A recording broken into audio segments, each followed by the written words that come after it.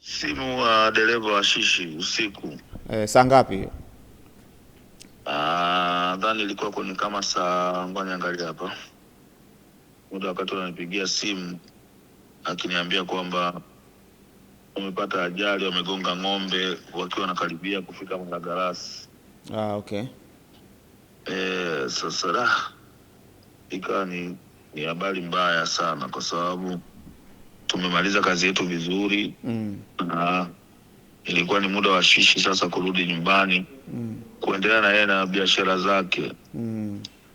Lakini kama mambo yametokea hivi alafu gari yote imeharibika, imebidi asubuhi hapa tufanye mpango wa kuibeba tena kuileta Dar es Salaam.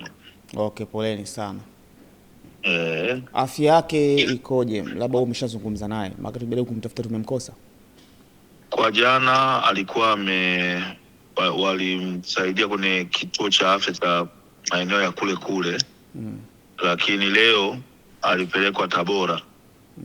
Na niliongea naye asubuhi akionyesha kwamba kuna uafadhali tofauti na ilivyokuwa jana. Okay. Na ameumia sehemu gani labda? Kwa kuniambia kama kuna sehemu yoyote amepasuka, lakini ilikuwa ni maumivu ya ndani kwa ndani. Okay. Na kichwa, mgongo. Okay, na alitoka Kigoma saa ngapi? Mimi nilisafiri na ndege ya saa 11. Sasa sijajua yeye aliondoka saa ngapi. Lakini nadhani itakuwa ni usiku kwenye kama saa 1 saa 2. Okay, na alikuwa anaendesha mwenyewe au anaendeshwa? Alikuwa na dereva wake. Okay. Alikuwa na dereva wake na wafanyakazi wake wengine. Okay, ambao walikuja nao Kigoma. Okay, lakini wote hakuna madhara mengine zaidi ya majeruhi. Maumivu ni hayo, watu wale wote ambao wamepata michubuko midogo na maumivu makali tu ya mwili. Okay. Na hamna mtu aliyefariki au alopata serious injury. Kilichoharibika zaidi ni gari. Okay. Okay, ambao ni ndani ya uwezo wako, unaweza toka tukaamua kumnunulia tu gari nyingine. Okay. Tutamnunulia? Sababu ile ni verifier. Utamnunulia ama?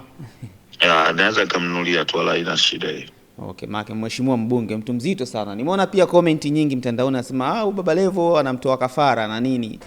Maana mambo yanaenda mbali haya. Sasa si maneno tu ya watu. Unaweza kuzuia watu wasiongee kweli bwana Nasiri. Labda Kigoma huko. Unajisimika zaidi, yani mizizi. Watu wanasema huyu Baba Levo atakuwa anajisimika zaidi Kigoma mjini. Mimi nimeshajisimika Kigoma, kwa hiyo sihitaji niongeza yoyote. Mwenyezi Mungu ashasaidia. I'm the best. Kwa hiyo sioni kama kuna shida ya kufanya vitu vyote vya hovyo vya kumkasirisha Mwenyezi Mungu. Okay.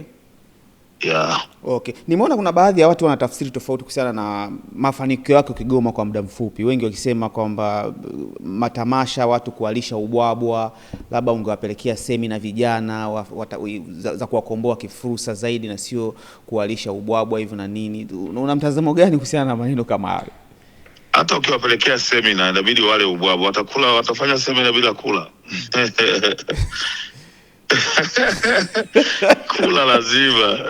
Acha wale afu ndo waende kwenye semina. Hiyo sio baya. Kwa hiyo swala la kula liko pale pale, aliepukiki. Okay. Asante sana Baba Levo. Kama kuna lingine tutakucheki ndugu yangu. Nashukuru.